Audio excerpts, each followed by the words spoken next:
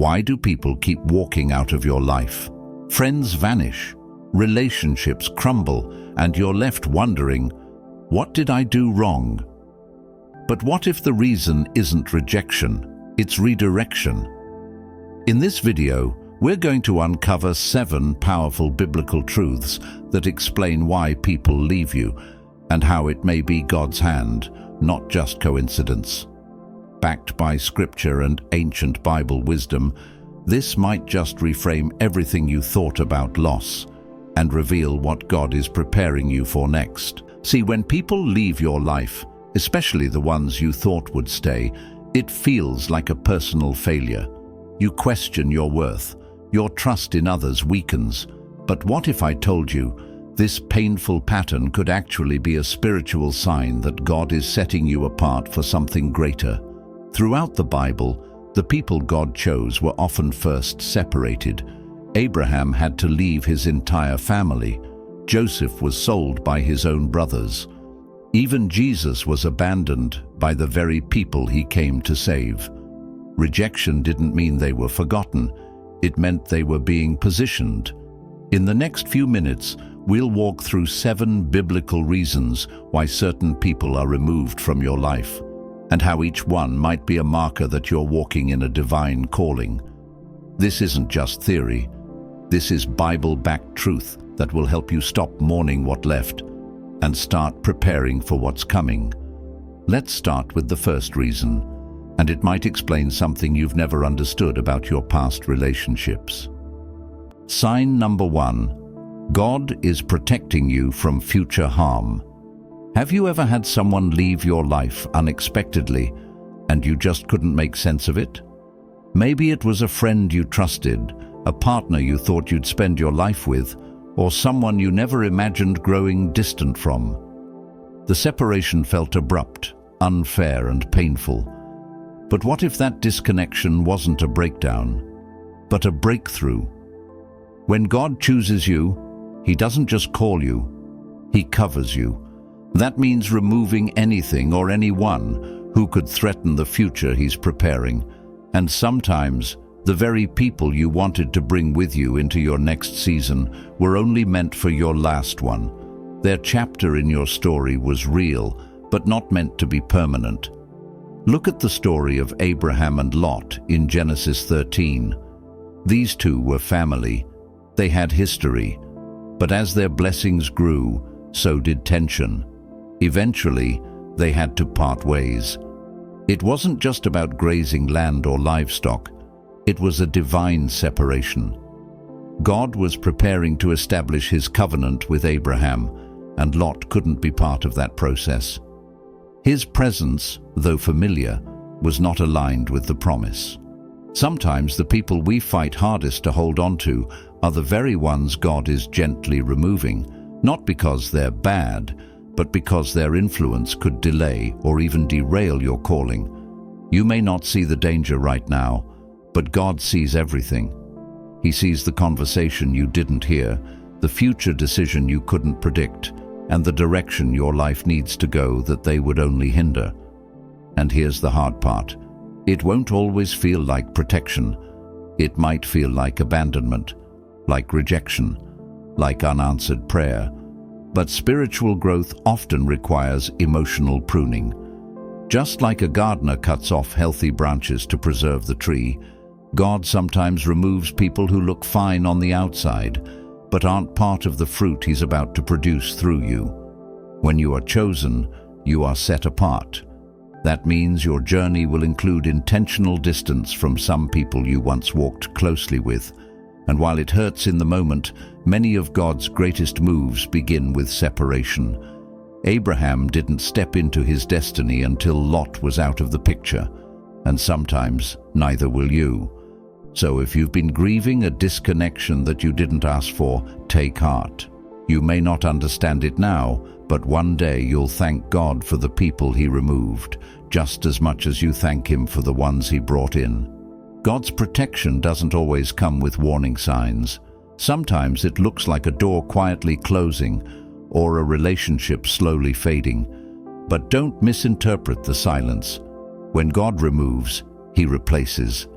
When he takes away, he's making room. The people meant for your destiny won't leave, and the ones who did were never meant to stay. That's not abandonment, that's alignment. Sign number 2, you're growing, they're not. Growth is a beautiful thing, but it's also lonely. One of the clearest signs that God has chosen you is that your growth starts to outpace your surroundings, and suddenly, the people who used to feel close now seem distant. Conversations feel different, priorities shift, and before long, the space between you and them becomes impossible to ignore. It's not arrogance, it's alignment. When God begins to mature your spirit, renew your mind, and rewire your heart, the old patterns just don't fit anymore. You start waking up earlier to pray. You say no to things you used to chase. You're thinking about eternity when everyone else is focused on the temporary. And the truth is, that kind of growth creates friction. Just look at the disciples in Luke 5:11. When Jesus called them, they left everything, their nets, their boats, their careers, and followed him. That wasn't just a decision to go somewhere new. It was a decision to become someone new. But in doing so, they had to leave behind not just things, but people who weren't growing with them. Not everyone followed. Not everyone understood. Imagine climbing a mountain. At the base, it's crowded, noisy, comfortable, familiar. But the higher you go, the fewer people there are. The air gets thinner, the path gets steeper, and suddenly, it's just you and God. That's what spiritual elevation feels like. The climb requires separation, and the higher he calls you, the fewer people can breathe the air you're learning to thrive in. If you've ever been made to feel guilty for changing, for outgrowing unhealthy conversations, shallow relationships, or destructive habits, remind yourself, you're not better, but you are different. And different doesn't always mean distant. It just means not everyone can come with you into the next chapter. Some people will try to keep you where they left you. They'll remember the version of you that tolerated anything, said yes to everything, and lived without vision. But when God chooses you, he transforms you. And the people who don't understand that transformation will often fall away, not because of conflict, but because of calling. So if you feel the gap widening between you and people you once held close, don't panic, don't force it. You're not being cold, you're being called. Let God continue to grow you, stretch you, and refine you, because what he's preparing you for requires clarity, maturity, and the courage to climb, even if you have to do it alone. Sign number 3, rejection is God's redirection. Rejection hurts, whether it's being left out, passed over, or let go. It stings, especially when you gave your best, when you cared deeply, when you prayed hard for it to work out. But here's the truth that most people never realize until much later. What feels like rejection is often divine redirection. In 1 Samuel 16:1, we see the prophet Samuel mourning over Saul, the king he once anointed, the leader he had hoped would succeed. But God interrupts his grief with a question. How long will you mourn for Saul, seeing I have rejected him? And then he tells Samuel to go anoint David, the next king, the one after God's own heart.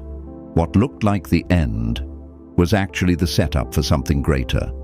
Sometimes God closes a door not because you weren't good enough, but because he's about to lead you through a better one. That breakup, that job you didn't get, that friend who walked away, none of it was random. It was calculated mercy. You see, rejection isn't cruelty, it's clarity. God sees the full picture, and sometimes what you think you lost was never meant to go with you into your next season. We often grieve what God is trying to remove. We beg him to restore what he has already released. But in doing so, we delay our own progress. If Samuel had stayed stuck mourning Saul, he would have missed the anointing of David. Likewise, if you're clinging to what's no longer aligned with your purpose, you might be blocking what God is trying to bring next. What feels like the enemy working against you is often God working for you. But because we can't always see it in the moment, we interpret the pain as punishment, when really it's protection. That closed door, it may have saved you from years of distraction or heartache. That rejection letter, it might have positioned you for your real assignment. So the next time you're facing rejection, pause, look deeper. Ask yourself, is this really a loss? Or is it God's hand making room? Because chosen people don't always walk through open doors immediately. Sometimes they're led by the ones that shut in their face, and that's where redirection begins. Remember, God's no is just as powerful as His yes, and if He's removing something or someone from your life, it's not because He's finished with you, it's because He's just getting started. Sign number 4, you've outgrown old assignments. Have you ever looked around and realized you just don't fit where you used to? The conversations, the circles, the goals that once excited you, now they feel small. You've grown, but the people around you still expect you to stay the same. This is one of the clearest signs that God is calling you to something higher. In 1 Kings 19, we meet Elisha, a man working faithfully in the field, plowing with oxen. It was his normal life, his known routine. But then Elijah shows up and throws his cloak over him, a symbolic calling to something far greater. Without hesitation, Elisha burns his plow, slaughters his oxen, and leaves everything behind to follow God's new direction. Why? Because when God calls you higher, you don't cling to what used to be, you release it. Some people are still tied to the version of you that God already graduated. They remember the old you, the one who was comfortable, predictable, easy to access. But your assignment has shifted, and when God shifts your calling, not everyone can understand it. In fact, some will try to pull you back to what you've already outgrown. But you can't plow old fields when you've been called to build new ones. That burning inside you, the restlessness, the dissatisfaction with routine, it's not you being ungrateful. It's a divine disruption. It's God stirring your spirit, telling you this is not your final stop. And when you sense that, it means your previous season has served its purpose. This shift can feel lonely. You'll be misunderstood. People may say you've changed, and they're right. Growth always creates space, not because you're better than others, but because you're being refined for something different. And that difference requires distance. Obedience to God's voice often comes with isolation from familiar places. The challenge is, will you obey the call or cling to comfort? Elisha didn't ask for a detailed plan. He didn't request a timeline. He responded in faith, and that response led to a double portion of blessing. You don't need to know every step. You just need to recognize when God is saying, it's time to move. So if you feel like you're being pulled out of old spaces, you are.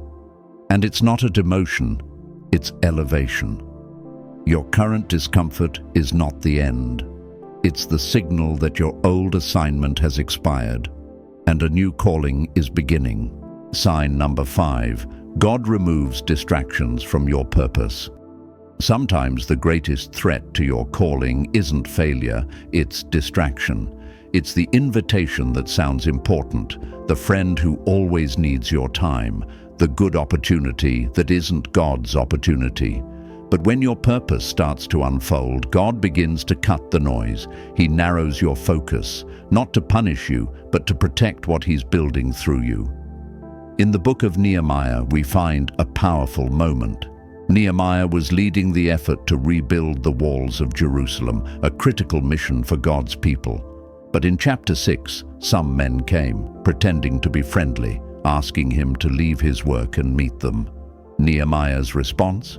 I am doing a great work, and I cannot come down. That's the mindset of someone who understands their purpose. He wasn't rude. He wasn't distracted. He was locked in. Here's the truth. Not every invitation is worth your time. Not every voice deserves your energy. And not every person who enters your life is meant to stay.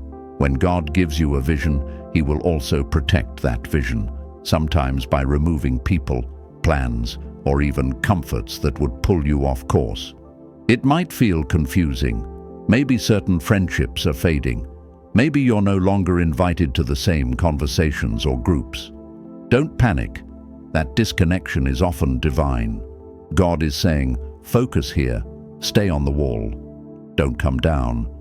And the higher your calling, the more guarded your attention must become. Distractions don't always look dangerous. They often come disguised as harmless, even helpful.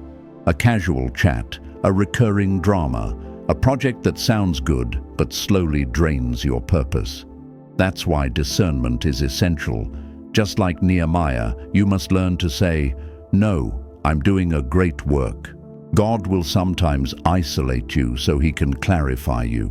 When He removes distractions, it's never random. It's always strategic, because what you're building, your faith, your character, your assignment, is too important to risk. You can't afford to come down just to explain your boundaries to people who were never meant to climb with you. So if things are falling away, let them. If people are walking out, release them. Your focus isn't a loss, it's a sign. It means the mission is getting serious and God is clearing the path so you can finish what He started in you. Stay on the wall. Sign number 6. You're becoming set apart. Sometimes when God calls you, the first thing He does is separate you. Not because He's angry, not because you've failed, but because what He wants to build in you can't be developed in the crowd. It requires silence, stillness, solitude. That separation you're feeling, it's not abandonment, it's consecration. In Exodus 19, before God gave His commandments, He told Moses to consecrate the Israelites, to set them apart, to wash, to wait, to prepare. Why? Because God was about to reveal Himself. And that kind of encounter isn't handed casually to just anyone. It's reserved for those willing to be still long enough to receive it. This may be the season you're in right now. Friends feel distant. Your old lifestyle feels uncomfortable. You're not drawn to what used to excite you, and you don't quite fit in where you once did. That's not a sign something's wrong. That's a sign something is changing. You're being pulled into purpose, and purpose requires purification. Look at Jesus. Before He healed a single person, before He preached a single sermon, the Spirit led Him into the wilderness. Alone, no applause, no recognition, just Him, His identity, and the enemy trying to steal it. Why? Because before God uses you publicly, He forms you privately. The wilderness wasn't a detour, it was the launch pad. In the moment, it's easy to confuse isolation with punishment, but God doesn't isolate to wound you. He isolates to prepare you. He's stripping away what's unnecessary, testing your motives, clarifying your calling. He's forming something holy, something weighty, something different. And yes, people may not understand. They may say, "You've changed." But change is exactly the point. Being chosen means being changed, and being changed means being set apart. Holiness always precedes assignment. Purity always comes before power. So if you feel alone right now, don't rush to escape it. Don't numb it. Don't resent it. Lean into it. Because the separation you feel today is proof that something sacred is being formed in you. Something not meant to blend in, but to stand out for the glory of God. Sign number 7, the pain has a purpose. Some of the deepest wounds come from people who were once closest to you. A friend who betrayed your trust, a family member who turned cold, a partner who walked away without explanation. And in the quiet aftermath, you're left asking, why did this happen? What did I do to deserve this? But what if, just what if, that pain wasn't punishment, it was positioning? Joseph knew betrayal intimately, sold into slavery by his own brothers, abandoned, imprisoned, forgotten. But what they meant for evil, God used for good. Years later, Joseph would stand in a position of authority, not just to bless a nation, but to save the very brothers who tried to destroy him. That's how redemptive our God is. When people exit your life in painful ways, it's easy to focus on the loss. But God is often doing something far deeper. He's removing false foundations, shifting your direction, breaking attachments that would have limited you later. It hurts deeply, but that pain is not wasted. It's part of the process. You may not see it yet, but God is masterfully repurposing every tear, every disappointment, every closed door. Nothing is random in His economy. What looks like a setback is often a setup for something far greater than you imagined. The betrayal pushed Joseph toward the palace, and your heartbreak might be pushing you toward your destiny. Sometimes the very people who walk away are the ones who unknowingly free you from needing approval, free you from cycles of limitation, free you to finally walk in the fullness of your calling without compromise. And one day, maybe not today, maybe not even this year, but one day you'll look back and say Joseph's words for yourself. You meant evil against me, but God meant it for good. That's not denial. That's perspective. That's power. So if you've been hurting, grieving over who left or how they did it, know this: your pain has a purpose. Not 1 ounce of it will be wasted.